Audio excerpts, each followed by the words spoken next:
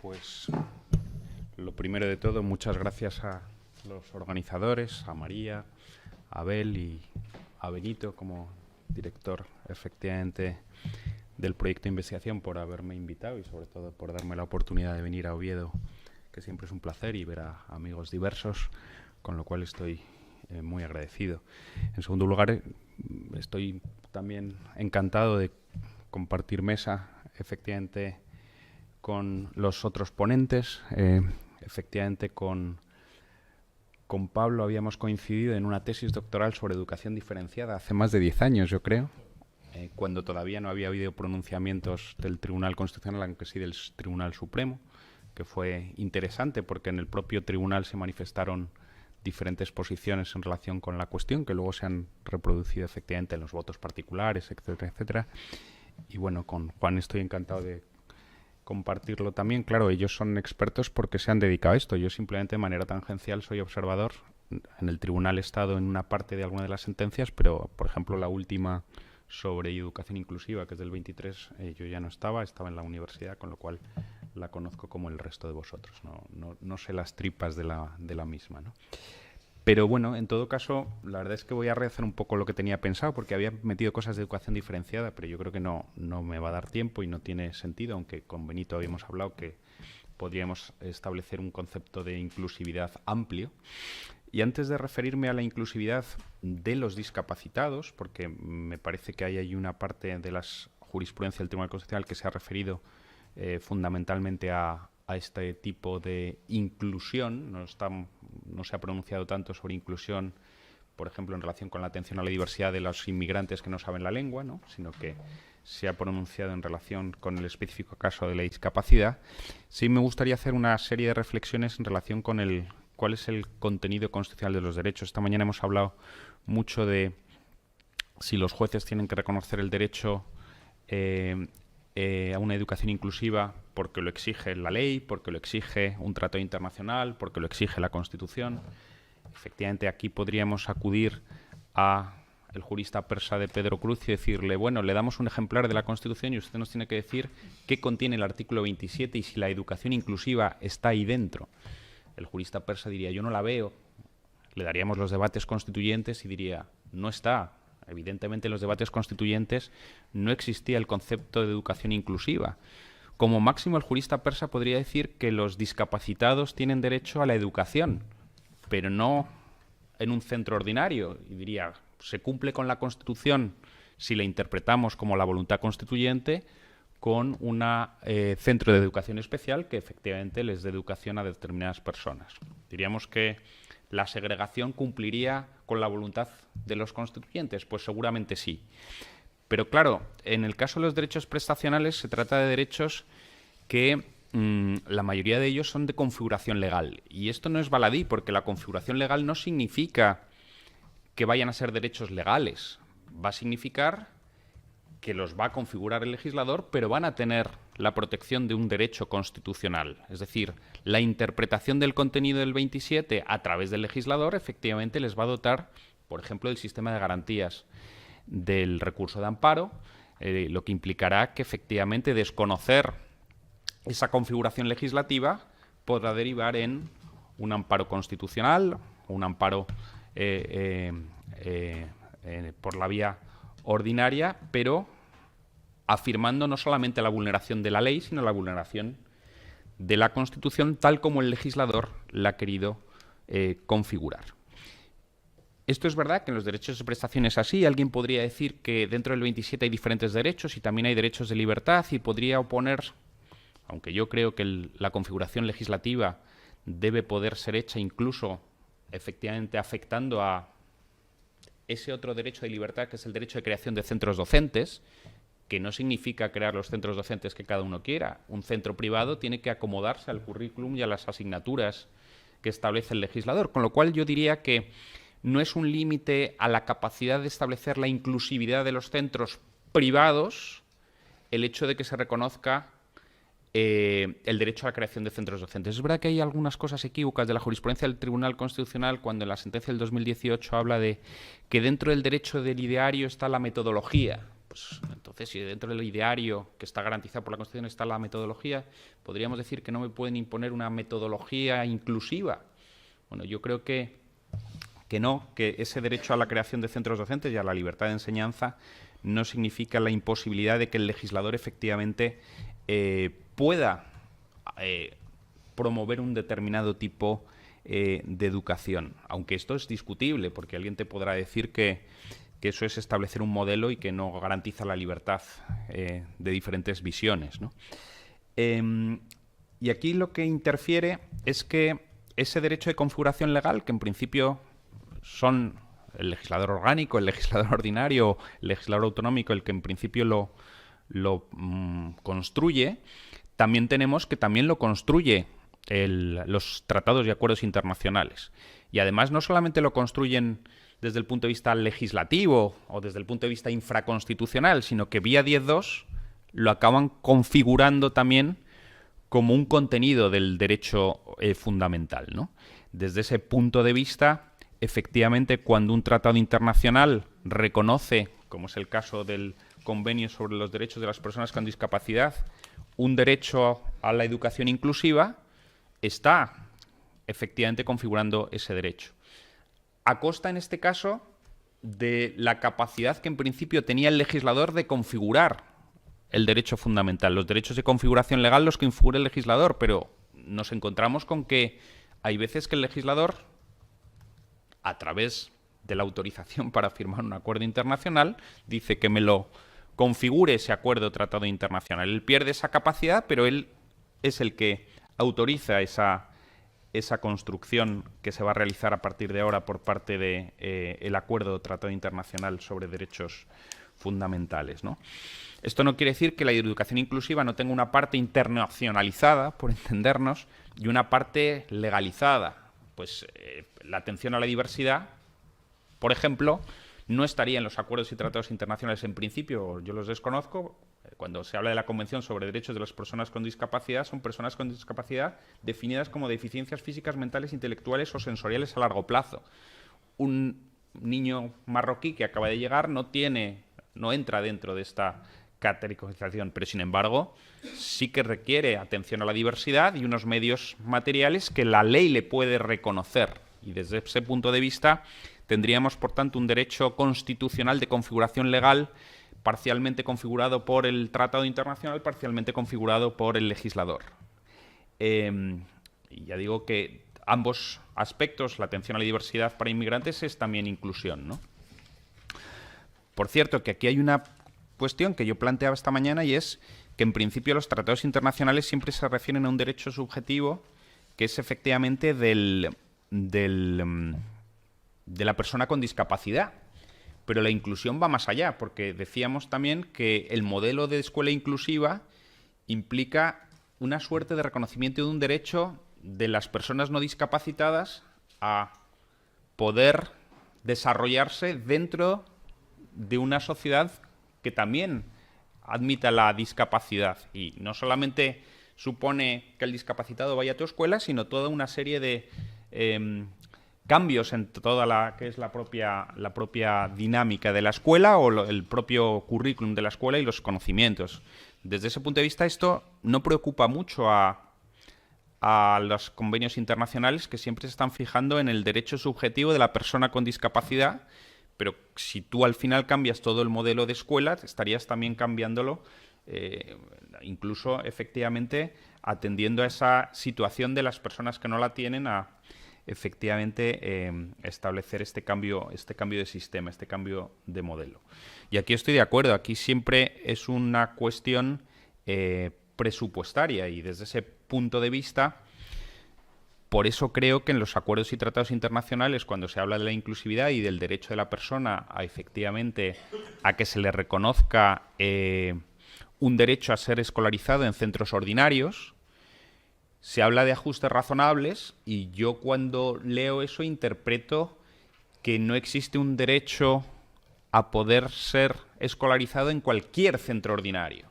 Aunque eso sería lo lógico si partimos de la idea de que la escuela debe ser inclusiva, toda ella, todo y cada uno de los centros individuales, pero en principio tú cumplirías, creo yo, con los acuerdos y tratados internacionales, dando una opción viable. Y aquí está el problema de viable. Meter a alguien discapacitado media hora en un autobús para trasladarle es inclusivo. Pues en principio podríamos decir que sería más inclusivo que bajase al centro de su casa ordinario y pudiese ser atendido, pero efectivamente hay una cuestión económica que podría implicar que esas leyes que echa de menos Abel dijesen, bueno, se cumple el derecho a la educación inclusiva siempre que te den una opción de centro ordinario con atención, efectivamente, un centro ordinario adaptado, ¿no?, con refuerzos, pero que no sea elección del padre, sino que sea una posibilidad viable por la distancia, lo que sea, ¿no? Bien, desde ese punto de vista, yo creo que el problema en alguna ocasión o en alguna medida viene de lo que comentamos esta mañana, que algunos de los comités han ido más allá de ese compromiso que han adquirido los Estados miembros, que es derecho de acceso a las personas con discapacidad a centros ordinarios, salvo que no exista una alternativa razonable, ¿no?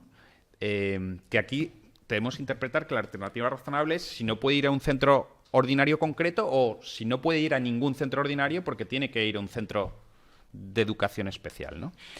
Bien, algo me referiré a ello cuando diga los dos pronunciamientos que ha hecho el Tribunal Constitucional, pero me interesaba, en primer lugar, tratar de desentrañar qué es esto de si es derecho constitucional o no, porque yo creo que desde el punto de vista de la jurisdicción ordinaria es perfectamente posible considerar que hay obligaciones de la Administración derivadas del tratado, derivadas de la ley, y la cuestión aquí que tenemos que dilucidar si además es una expresión del 27 de la Constitución. Y desde ese punto de vista, aquí podríamos hacer referencia a algunos pronunciamientos, efectivamente, siguiendo un poco la línea que ha hecho en este caso el magistrado del Tribunal Supremo, hacer alguna referencia a algún pronunciamiento del tribunal. El pronunciamiento del 14, en este caso en un recurso de amparo. Esto nos puede servir para ver la diferencia entre cuando el tribunal se ha pronunciado en un recurso de amparo y cuando se ha pronunciado en un recurso de inconstitucionalidad. Voy a referirme a los dos casos, la sentencia del 23 y la sentencia del 14. La sentencia del 14 es un recurso de amparo cuyos padres acuden al Tribunal Constitucional porque se les obliga por parte de la Administración a escolarizar a su hijo en un colegio de educación especial. Y ellos efectivamente querían que se escolarizase en un centro ordinario, con apoyos, pero en un centro ordinario, ¿no? Aquí hemos debatido mucho esta mañana si de la doctrina del Tribunal Constitucional que se recoge en esta sentencia se deriva el reconocimiento de un derecho a la educación inclusiva o simplemente se reconoce como principio, porque es verdad que hace una referencia a la educación inclusiva como principio. Es verdad que también se dice que el derecho de los padres a elegir centro docente no incluye el derecho de los padres a escolarizar a su hijo en un centro ordinario en lugar de en un centro de educación especial. Es decir, afirmaciones de la propia sentencia podrían implicar que efectivamente está considerando que no es un derecho subjetivo, sino un mandato. Lo que ocurre es que la propia sentencia entra a dilucidar si en este caso existía una justificación para no darle un centro ordinario. Y el último fundamento jurídico lo que dice es que efectivamente se le desestima el amparo porque se considera que efectivamente se ha motivado y ponderado suficientemente las razones en que se ha basado la adopción de la medida excepcional, que la medida excepcional es ir a un centro de educación especial.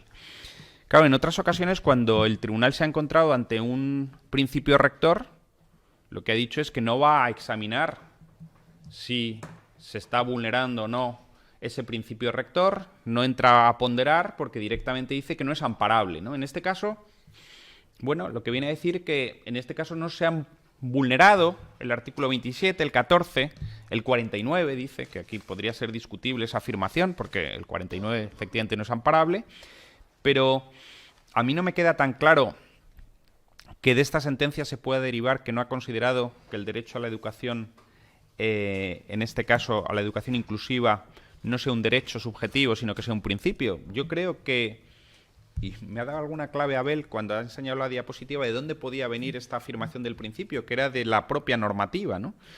Pero no hay una afirmación, salvo que utilice la palabra principio, diciendo esto es un principio rector o un mandato al legislador. No se hace tal afirmación, ¿no?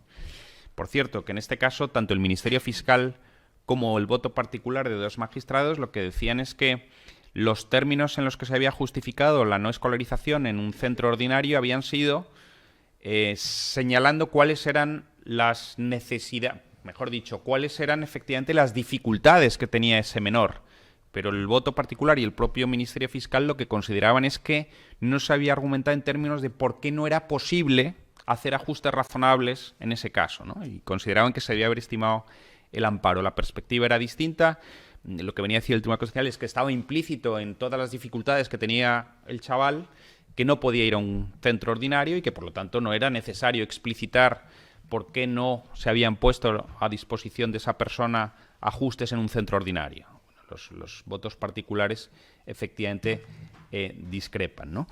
Y la segunda sentencia que podríamos también comentar es efectivamente la sentencia más reciente, la 34/2023, que tiene también un aspecto que tiene que ver con educación diferenciada, pero que también se refiere efectivamente en este caso a una disposición normativa. En este caso, ya no sé si es la LOMLOE, la ley CELA, que establece que solamente los alumnos y alumnas que requieren una atención muy especializada serán escolarizados en centros de educación especial. Esto, en cierta medida, se recurre por parte, efectivamente, de 2 partidos políticos, se resuelve a través de 2 recursos de inconstitucionalidad, el primero de los cuales es la 34/2023, donde es, en el fondo, lo que subyace, a pesar de que es la terminología luego se acaba derivando en si tienen que ser escuchados o no los padres, pero en el fondo lo que subyace es si hay un derecho a la elección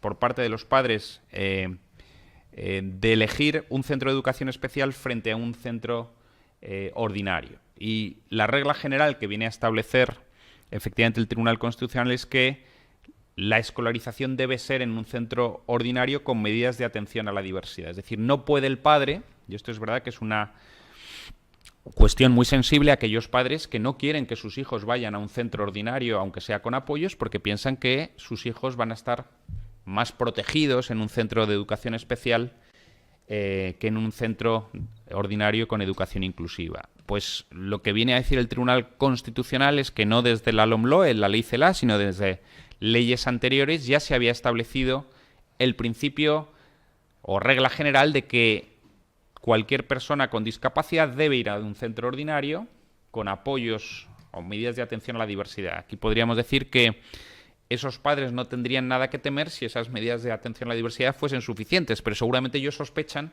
que esas medidas de atención a la diversidad no van a ser suficientes, ¿no? Pero la regla general sería esta, la escolarización en centros ordinarios con medidas de atención a la diversidad o en medidas individualizadas. Ahora bien, es verdad que la propia normativa y de los propios acuerdos y tratados internacionales se deriva la posibilidad, una excepción a la regla general, y es que efectivamente podrá ser decidido que esa persona con dificultades vaya a un centro de educación especial cuando no sea posible realizar esas medidas de atención a la diversidad de forma que le haga posible cursar en un centro ordinario. Desde ese punto de vista, en un recurso de inconstitucionalidad, la perspectiva es distinta, no es un caso concreto, y lo que viene a considerar el Tribunal Constitucional es que en este caso la regla que ha establecido el legislador es esa regla general de escolarización en centros ordinarios, con una excepción, efectivamente, que es centros de educación especial. Dice, tal como dice el tribunal, efectivamente, lo tenía por aquí, pero bueno, lo que viene a decir es que es una excepción a esa regla general, ¿no? Bien, pues desde ese punto de vista, este ha sido un rápido repaso. Yo creo que hay una cierta dificultad en el valor que tienen la interpretación que puedan hacer los comités derivada de qué pasa cuando el comité,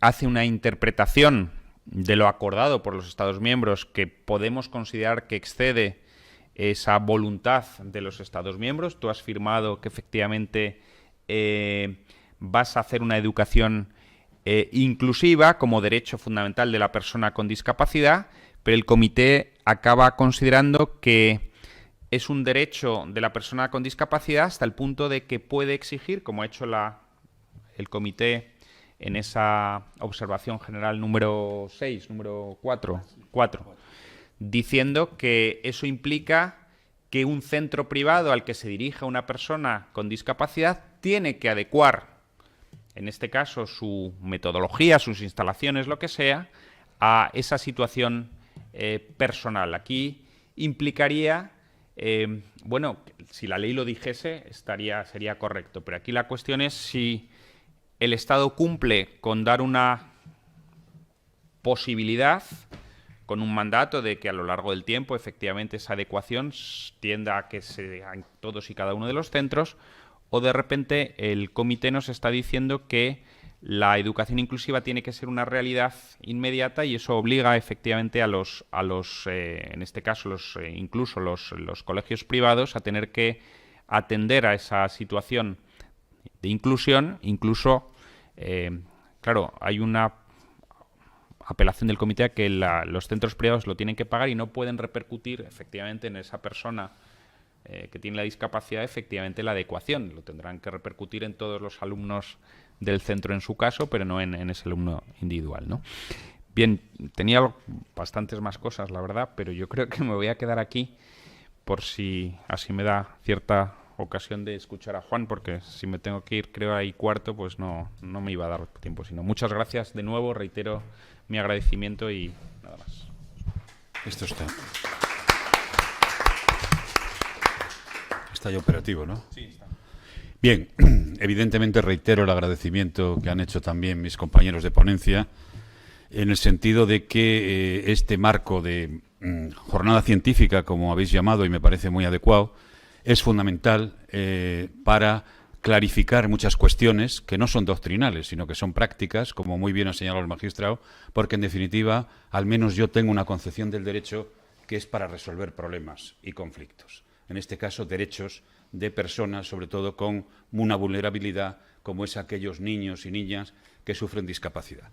Por tanto, muchas gracias a catedrático Benito, a la Universidad de Oviedo. Yo no estudié en la Facultad de Derecho porque, en fin, me derivé por razones familiares a Valladolid. Me hubiera correspondido por distrito, pero tengo grandes amigos en esta, sin duda, Facultad de Derecho. Y, desde luego, para un leonés venir a Asturias, pues es un placer. Yo vengo a Asturias casi siempre que puedo, es en la escapatoria de los leoneses. Aquí nos hemos bañado, aquí, en fin. Esto lo tengo que decir siempre que venimos a Asturias, por aquello de que los leoneses y asturianos, aquello de primos hermanos. También es un placer compartir, sin duda, la ponencia con dos personas. No tenía, es curioso, el magistrado, efectivamente, nos hemos conocido por escritos forenses, por sentencias, pero no tenía el placer de conocerle personalmente, una satisfacción, y también una satisfacción de ver que sus sentencias son muy estudiadas, muy rigurosas y, además, con avances importantes, ¿no? Que voy a señalar luego en el caso de Rubén. Por tanto, es una satisfacción personal podértelo decir aquí personalmente. Y, Tomás, yo tengo la referencia de tu padre. Perdona, a veces nos pasa eso, ¿no? A mí me pasó cuando empecé a ejercer que era el hijo de quien era decano. Pero bueno, también por temas familiares, de un primo que sabes que está metido.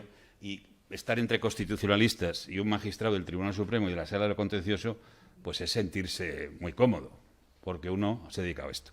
Y también un comentario personal. Todas las sentencias que ha citado el magistrado y las que ha citado tal, las hemos llevado desde el despacho.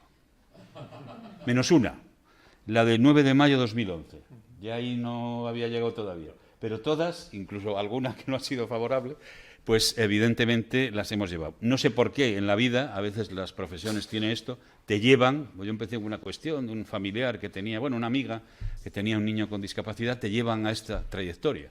Y al final tenemos un despacho voy a decirlo claramente, sobresaturado de estos temas, ¿no? Pero bueno, sí que estamos, o por lo menos la abogacía lo que sí contribuye es a poner en bandeja a los tribunales temas que son importantes, y en este caso temas importantes para la sociedad. Rápidamente. Primero, hacia un derecho fundamental a la educación inclusiva. Está resuelto el tema, vamos a dejarlo claro, jurisprudencialmente. Jurisprudencialmente. Magnífica el matiz que ha hecho Tomás, pero yo me voy a centrar en la jurisprudencia del Tribunal Supremo.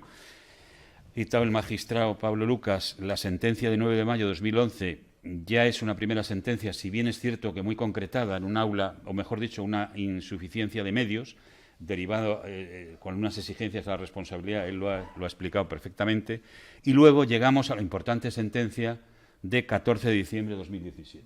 Esta sentencia es el marco jurídico que tenemos en este momento en el ordenamiento jurídico, digamos, en la aplicación del derecho a la educación inclusiva. El Tribunal Supremo lo ha precisado perfectamente. Voy a dar 4 pinceladas porque es importante en esta jornada. El Tribunal Supremo declara que las personas con discapacidad, nos centramos en este caso, yo sé que la inclusión, y estoy de acuerdo con Gerardo, es mucho más amplia, pero vamos a ir a la inclusión en cuanto a alumnos con discapacidad. Tienen el derecho fundamental, lo dice muy claro, a la igualdad en el acceso a la educación. También se dice luego en la permanencia en el sistema educativo y cita los artículos 14 y 27. Con esto está resuelto el tema. Es que decir, en definitiva, todo tema que hay una opción entre un centro ordinario y un centro especial según la legislación y en función de que esos alumnos tienen una discapacidad, es decir, no son personas que carezcan de esa discapacidad, es evidente que es una opción que afecta a derechos fundamentales, al derecho a la igualdad en relación con el ejercicio del derecho a la educación.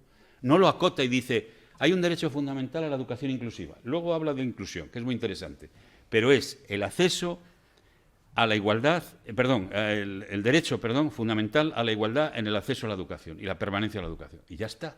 Y por tanto tiene una dimensión constitucional. Pero va más allá el Tribunal Supremo en esta importante sentencia. En mi opinión, magnífica sentencia.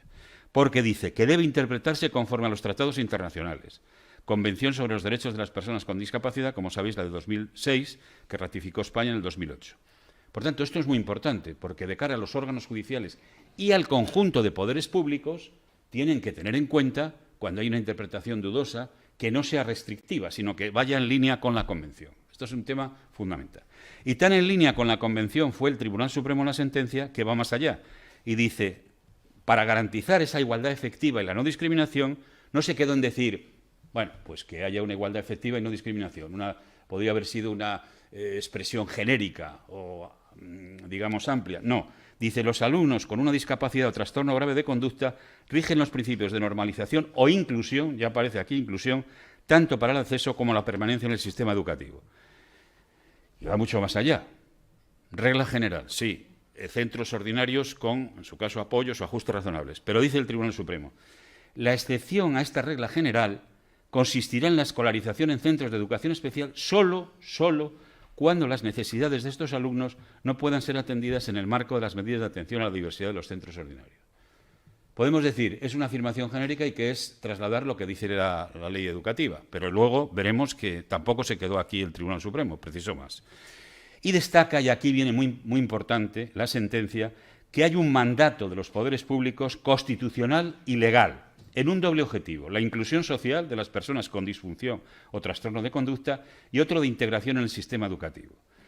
Y este doble mandato, añade el Tribunal Supremo, este doble mandato de inclusión y la efectividad de ese derecho exige de las administraciones una concreta puesta de medios que procure esa integración en el sistema educativo ordinario, con las debidas adaptaciones, en función de necesidades del interesado. Solo cabe acudir al a centros de régimen especial si se justifica, ojo, que agotados los esfuerzos para esa integración, lo procedente sea, en esa opción, en esas condiciones, sí justificaría un trato distinto. ¿Qué está haciendo aquí? Y lo saben mejor los constitucionalistas del Tribunal Supremo. Me encuentro con un trato diferenciado, con alumnos que, según la ley, pueden ir a centros especiales, en su caso pueden ir a centros ordinarios, y hay un tratamiento diferente del ejercicio del derecho a la educación. Pues hago una ponderación. ¿Y qué consiste la ponderación? La ponderación consiste en un juicio de constitucionalidad. ¿Cuándo está justificado ese trato diferente? ¿Por qué un alumno tiene que ir a un centro especial? Pues porque tiene que justificar, o mejor dicho, se va al tema de la motivación, que es muy importante, muy interesante, y dice, tiene que motivarse. ¿Y quién lo tiene que motivar? No los padres, no. Yo si tengo un hijo con síndrome Down, por decirlo claro, no tengo que justificar yo por qué quiero llevarle, no, me tendrá que justificar la administración educativa por qué no puede ir al centro ordinario. ¿Por qué? Porque son 3 motivaciones, o mejor dicho, exigencias de motivación, que deben agotarse todos los esfuerzos para la inclusión efectiva del alumno. Y esto lo estamos ejercitando los abogados.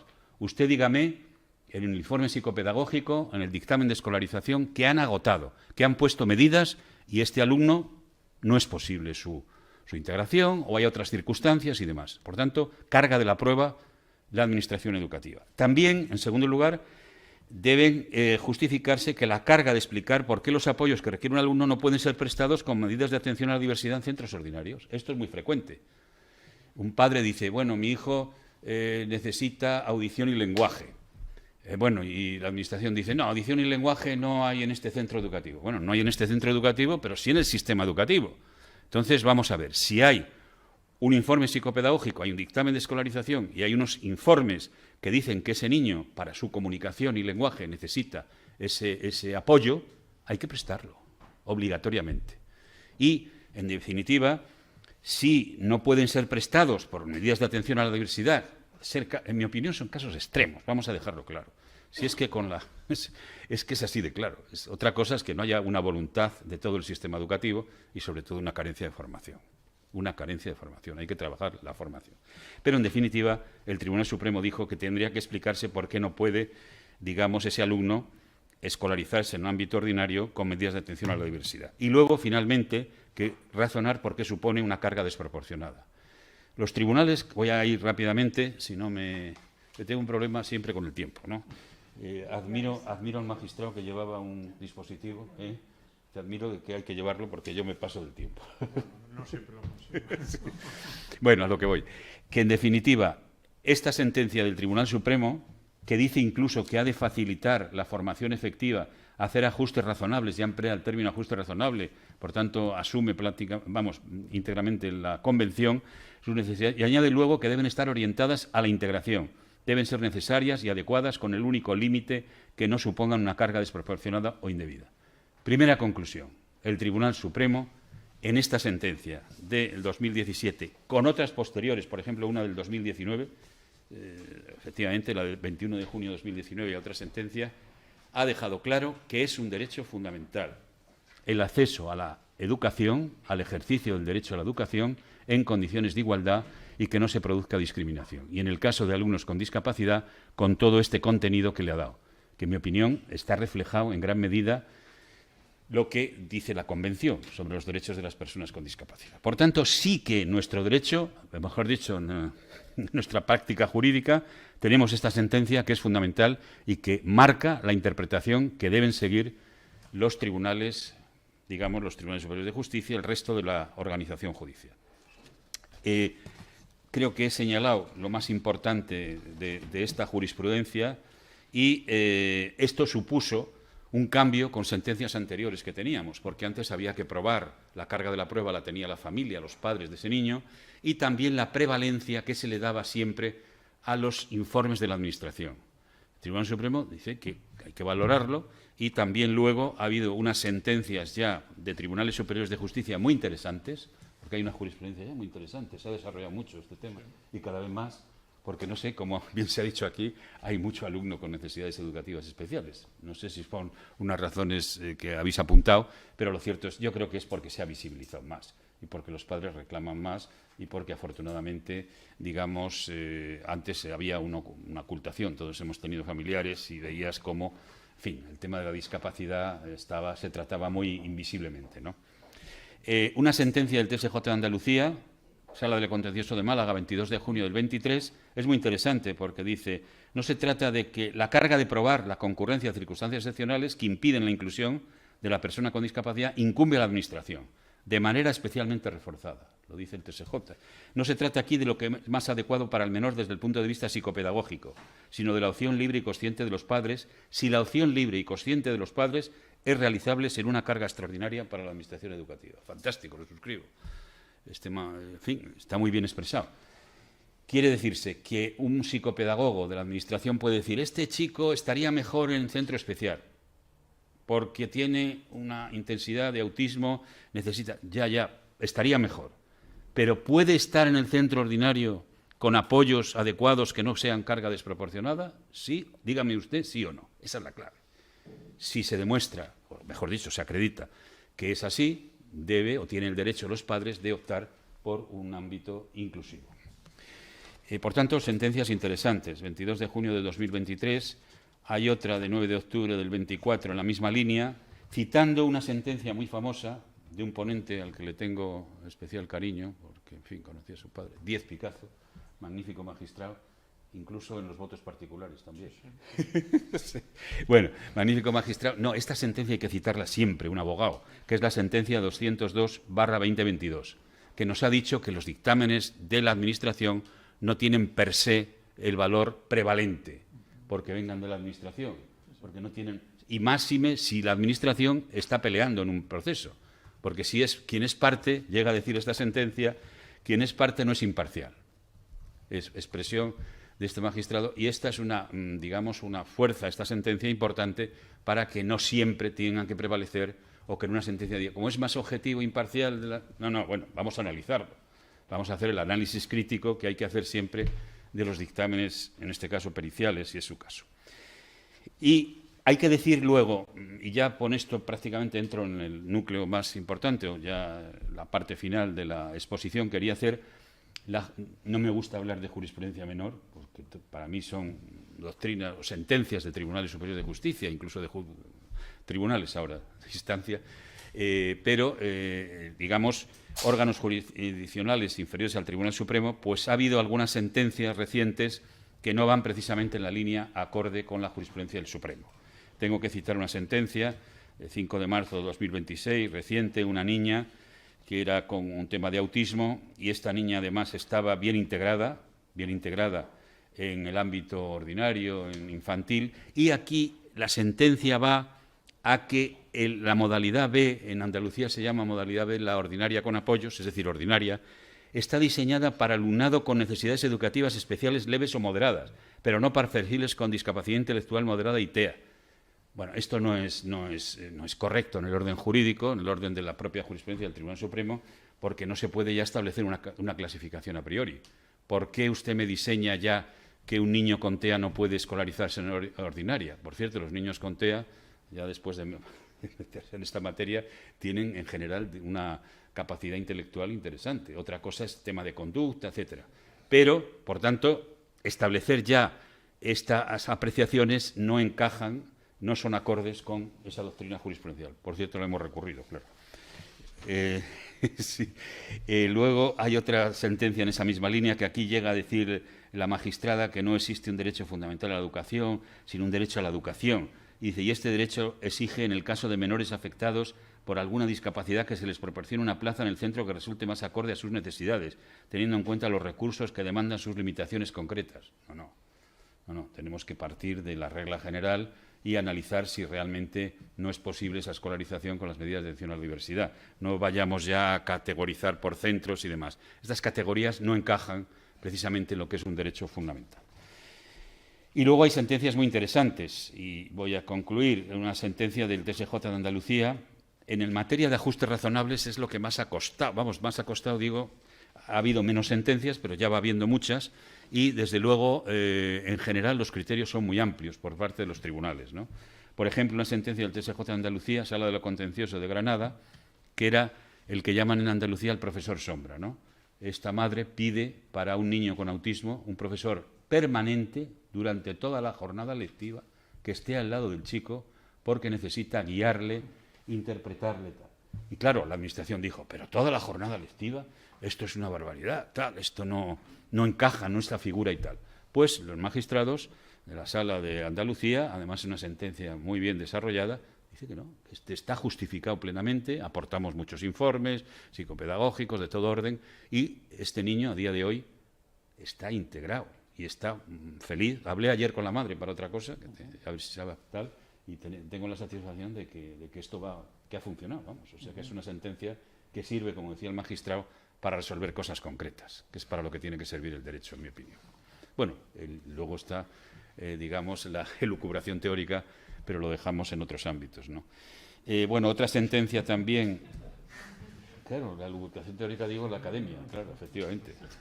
Pero nosotros vamos a cuestiones concretas. El TSJ de Andalucía, Sala de lo Contencioso Administrativo de Granada, que era una escolarización a distancia para combinar con una terapia lejos, también se concedió este ajuste razonable.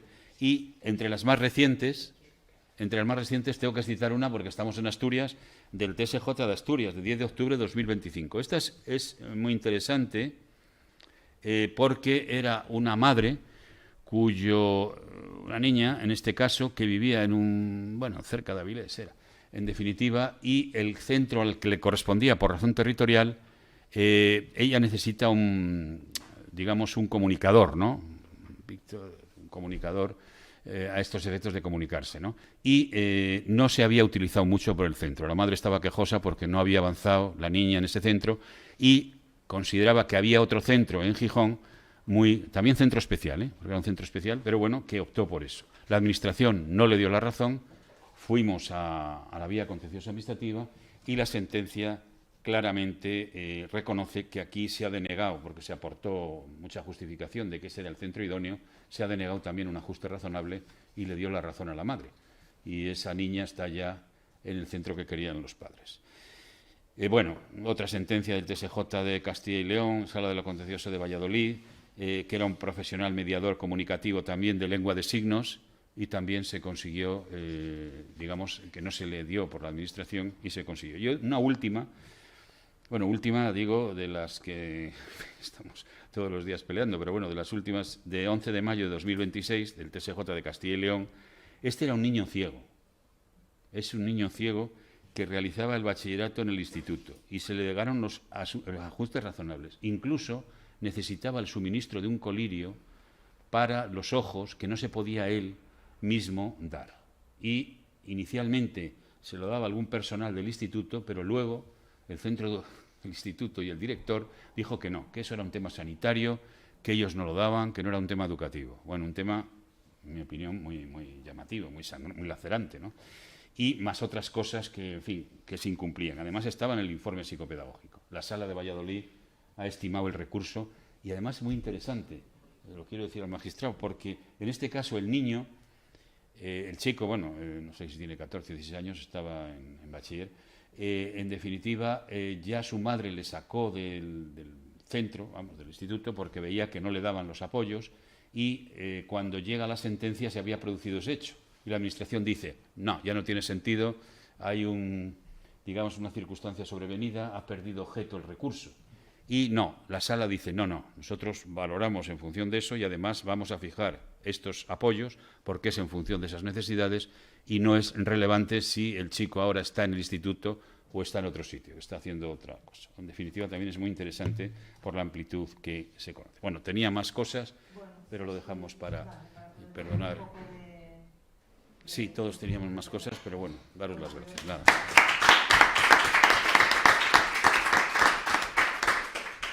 Os agradezco mucho, pues habéis ajustado mucho el tiempo. Tienes que irte. Sí. Vale. No he hablado de Rubén porque lo has hablado perfectamente. Ya lo sé, es otra cosa. Porque tiene que ir a tomarse el taxi. Bueno, entonces, que lo mismo digo. Mis disculpas, porque pero bueno, por lo menos eso se podía dar los dos. Buen viaje. Buen viaje. Mira, que Tomás, mandamos las preguntas por correo. Vale. Por correo las contesto. Yo pedía la palabra para añadir a la exposición que acabamos de escuchar que hemos admitido en el mes de mayo un recurso de casación, el 13 de mayo de 2026, un recurso de casación sobre precisamente la posición del asistente personal para la comunicación de un hijo discapacitado. No sabía. Este es el recurso de casación 1535 de 2026. Se admitió en mayo, probablemente puede que se resuelva a ver si para fin de año o principios del siguiente. De aquí de lo que se trataba era que la madre, que era la que tenía la patria potestad, pidió a la Administración extremeña que se autorizara la entrada al centro y al aula a una señora asistente personal para la comunicación de su hijo, para que éste pudiera recibir asistencia personal durante la jornada escolar y garantizar el derecho a la educación. Bueno, la Junta de Extremadura denegó la solicitud y el juzgado, ahora se dice la plaza número 2 de la sección contencioso administrativa del Tribunal de Instancia, que es algo, una cosa un poco vaporosa, pero estimó el recurso de esta señora, entendió que la actuación administrativa vulneraba el derecho a la educación y a la igualdad y le reconoció el derecho a usar una tablet como sistema alternativo de comunicación y el apoyo y acceso al centro y al aula del asistente personal del alumno. Y la cuestión de interés casacional, en la que hemos visto interés casacional objetivo para la formación de jurisprudencia, es determinar si constituye un ajuste razonable en los términos expresados en el artículo 18.2 del Real Decreto Legislativo 1/2013 la presencia en el aula escolar de un asistente personal privado cuando la Administración educativa se opone a su intervención por considerar que interfiere en el servicio docente, que es la razón que dio la Junta de Extremadura para denegar la solicitud de la madre. Esto ahora estará, supongo, finalizando el plazo de interposición, luego habrá que esperar a la oposición y bueno, y luego pues la carga de asuntos que pesa sobre la sala, pero yo confío en que para fin de año pueda estar resuelto. Interesante, sí. Y es una de las cuestiones que planteadas. Interesante. No lo he dicho antes porque no hay sentencia. Entonces, sí, también yo, si me permites, no hablé de las sentencias de Rubén, porque esta mañana ya hemos tenido debate, digo, de sentencias de Rubén y lo del comité, los dictámenes del Comité de la ONU, pero sí quería hacer un breve apunte en el sentido de que estas, efectivamente, como ha dicho el magistrado, son 4 sentencias, pero bueno, por citar las que lógicamente intervienen más directamente o directamente, que son las de 29 de noviembre de 2023 y 29 de mayo de 2025, suponen, sin lugar a dudas, un refuerzo importante en la protección de los derechos fundamentales. La construcción que hacen las 2 sentencias, tanto la del magistrado ponente como la del otro magistrado ponente, Fonseca estuvo además en Valladolid. Sí, presidió la sala de Valladolid. Y me suena de haber intervenido yo en cosas como... Es salmantino. Sí. Es salmantino. Es salmantino, sí. Pues como digo, es una construcción muy interesante, ¿no? Porque frente a lo que se dice, como tuvimos esta mañana en cierta polémica jurídica, doctrinal, en algunos sectores de que, bueno, de que no está fundado porque no había un, digamos, marco procesal o, efectivamente, un marco para ejecutar los dictámenes del comité, sí que se funda claramente en el valor, si no per se, sí que en el conjunto de la interpretación que se hace del convenio y del protocolo facultativo, de la Convención sobre los derechos de las personas con discapacidad.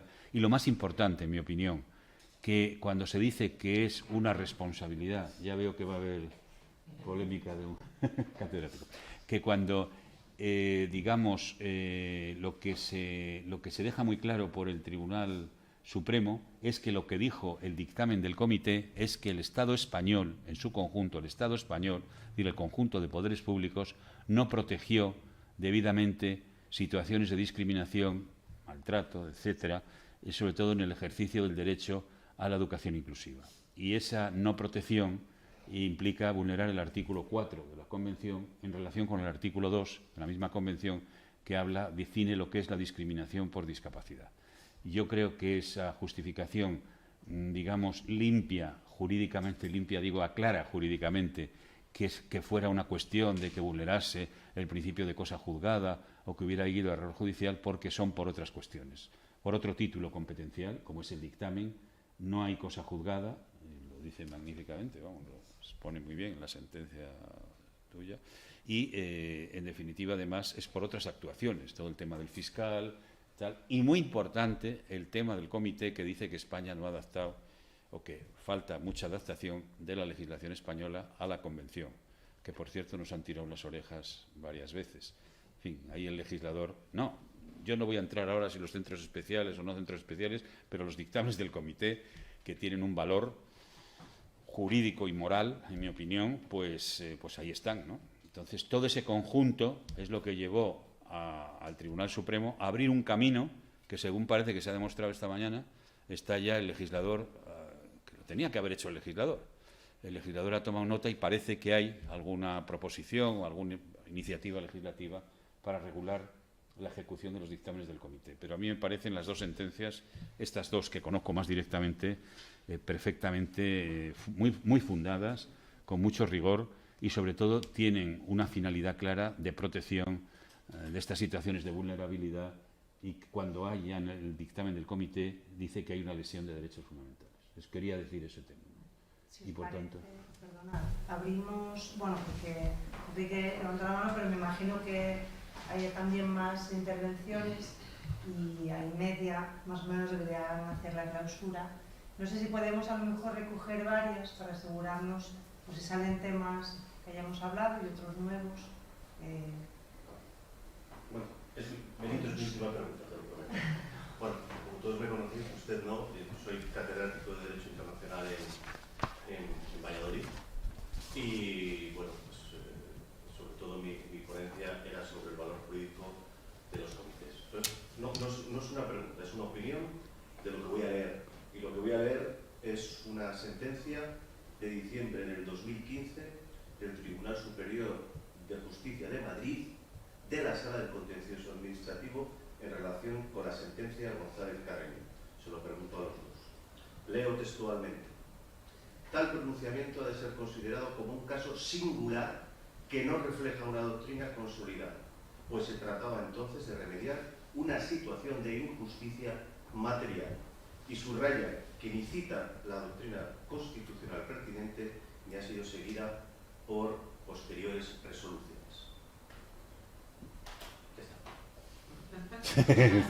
Eso es lo que dice la sentencia, pero bueno. ¿Y qué quiere que le diga?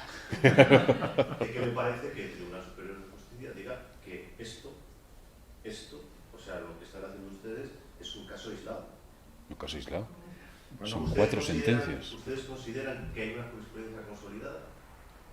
Vamos a ver, el artículo 1.7 del Código Civil dice que la jurisprudencia complementa al ordenamiento jurídico, pues la jurisprudencia reiterada complementa al ordenamiento jurídico.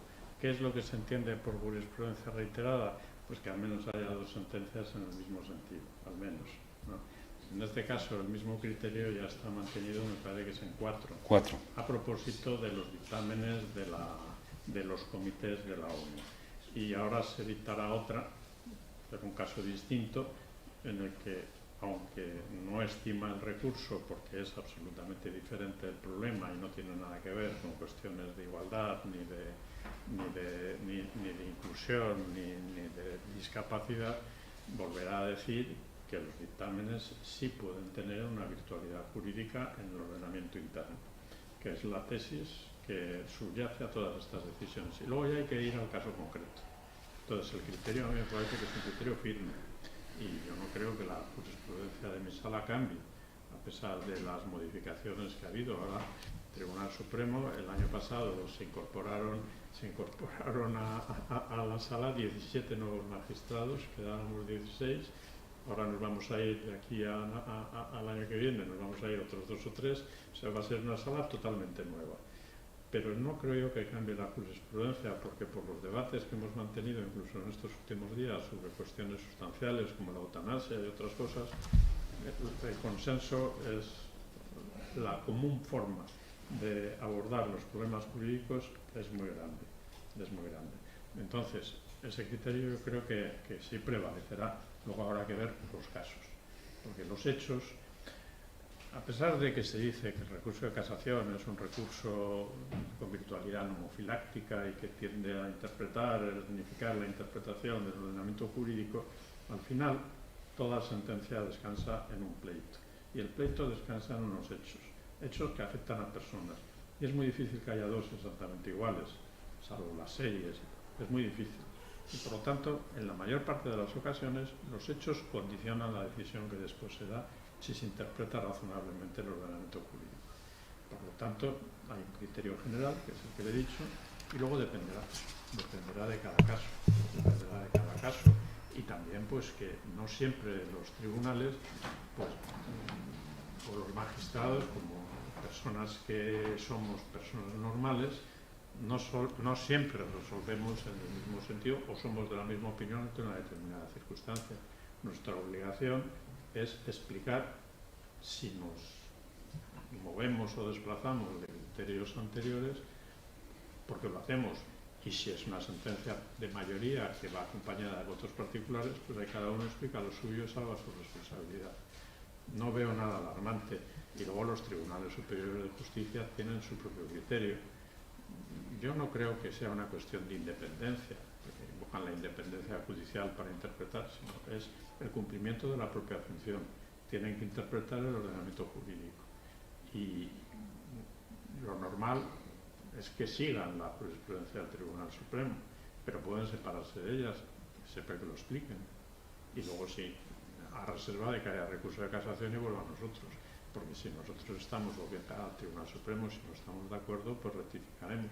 Pero eso es la fisiología del sistema. A mí no me alarma. Entiendo que al profesional y a la parte que se ve afectada por una decisión que entiende que es incoherente con otra anterior, pues eso le preocupe. Pero el sistema le permite la defensa. No, y voy a poner un ejemplo. En el caso de Rubén, como bien sabe el magistrado, la Audiencia Nacional en 2 ocasiones tuvo un criterio completamente diferente y tuvimos que ir, como él bien explicó, a la concreción luego de la responsabilidad patrimonial en la segunda sentencia, y la Audiencia Nacional mantuvo su criterio. Y el Tribunal Supremo, lo que usted fue ponente, lo revocó y vino a decir, pues no nos hicieron mucho caso, la verdad.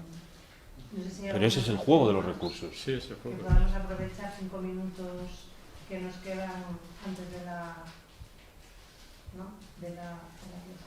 Bueno, yo aprovecharía unos 2 minutos porque había muchas cuestiones que me resultaron de interés. Me hubiera gustado, es verdad, preguntarle a Tomás y que Tomás hubiera tenido tiempo, al menos para ver un poco la jurisprudencia sobre la educación diferencial y por lo menos conocer la valoración de la interpretación, ¿no? Que da nuestro tribunal diciendo que es compatible con la igualdad y la no discriminación, pero bueno, intentaremos, si no, en otra ocasión que sea. A mí la verdad es que me sorprende que todavía algunas figuras que yo creo que están muy reconocidas en la legislación sobre discapacidad y en la convención, como la asistencia personal, sigan siendo objeto de discusión, y sobre todo en 2 ámbitos que han sido 2 ámbitos muy protegidos, que es la educación y el ámbito laboral. Entonces, bueno, la verdad que a veces, me acuerdo en alguna ocasión en el máster, un abogado nos contaba cómo tuvo que pelear para que se reconociera en este caso una asistencia en el marco de un proceso, al acusado que defendía que no entendía el proceso y vamos, estamos comenzando ahora a hablar de la figura del facilitador procesal. O sea que creo que con la convención vamos siempre muy tarde. Pero me llamó la atención, si no lo interpreté mal, como señalaba antes Juan, señalabas en el derecho de los padres a elegir centro, incluso frente a un informe psicosocial que podía decir el estudiante estaría mejor en un centro especial, pero los padres, ese derecho, ¿no?, a elegir el centro, preferirían que fuera un centro ordinario, o al revés, estaría mejor en un centro ordinario, pero prefieren uno especial. Y el interés superior del menor, ¿dónde encajaría? Frente a esa libertad de los padres, pero si los informes del centro, los informes de la administración señalan, el estudiante estaría mejor. ¿Cómo encajaría, cómo lo incorporamos? Bueno, es que no sé si es la premisa de si el estudiante estaría mejor, ¿no? Efectivamente, ahí habría a lo mejor un juego de informes, cuando digo un juego, una contraposición de informes, porque los padres podrían, y de hecho hacemos muchas veces, aportar informes de psicopedagogos, es decir, no todo se acaba en el orientador oficial de la administración. Puedes ir a un profesional privado y demostrar, bueno, con rigor, pues consideramos que este chico o esta niño o niña puede perfectamente escolarizarse en un ámbito ordinario. Lo que quería decir era más bien, a lo mejor no me expresé bien, criterios pedagógicos y demás, lo que estaría mejor, que pueden decir un orientador, ¿no? Pero que en definitiva la administración, la clave jurídica, al menos en la jurisprudencia esa del Tribunal Supremo, la sentencia, es que tiene que acreditarse, motivarse, que se han agotado todas las posibilidades de inclusión educativa o que casi que resulte imposible, ¿no?, la escolarización de ese alumno en un centro ordinario, ¿no? Sí, sí, Pero claro que hay que respetar el interés superior del menor, por supuesto. En esto, otro de los recursos de casación recientemente admitidos, no hay sentencia todavía, plantea el problema del valor de los informes de la Administración en este tipo de supuestos. Pero con carácter general, no solo es que los informes no son juris et iure, se pueden absolutamente desvirtuar por medio de prueba. Y hemos dictado un montón de sentencias de casos, por ejemplo, de aspirantes a ingreso, bien en la policía, en la Guardia Civil o en las Fuerzas Armadas, a los que les rechazan por causas de exclusión médicas. Y ellos, al dictamen del Tribunal Específico Administrativo, pues han aportado muchos dictámenes de su parte que han sido más convincentes que el de la Administración, y hemos estimado muchos recursos, pero eso está dentro del día a día, no es nada excepcional. Sí, no sé si es que yo es verdad que al escucharlo entendía un poco, ¿no?, esa libertad, ese derecho a esa libertad frente a lo mejor un criterio que hiciera una valoración, y decía, bueno, pues entonces ahí a lo mejor veo el conflicto de qué sería mejor para el menor, a lo mejor frente incluso a la decisión de valoración judicial. Sí, lo que pasa es que el menor, ¿qué es lo mejor para él? En la medida en que se pueda recabar del menor algo, son los padres los que lo expresan. Luego ya dependerá de la edad del niño, y si acaso el reconocimiento del propio niño o niña. Pero eso ya es la decisión judicial, la valoración que tiene que hacerse. No sé si hay alguna cuestión más. Bueno, pues muchas gracias. Muchas gracias y felicidades.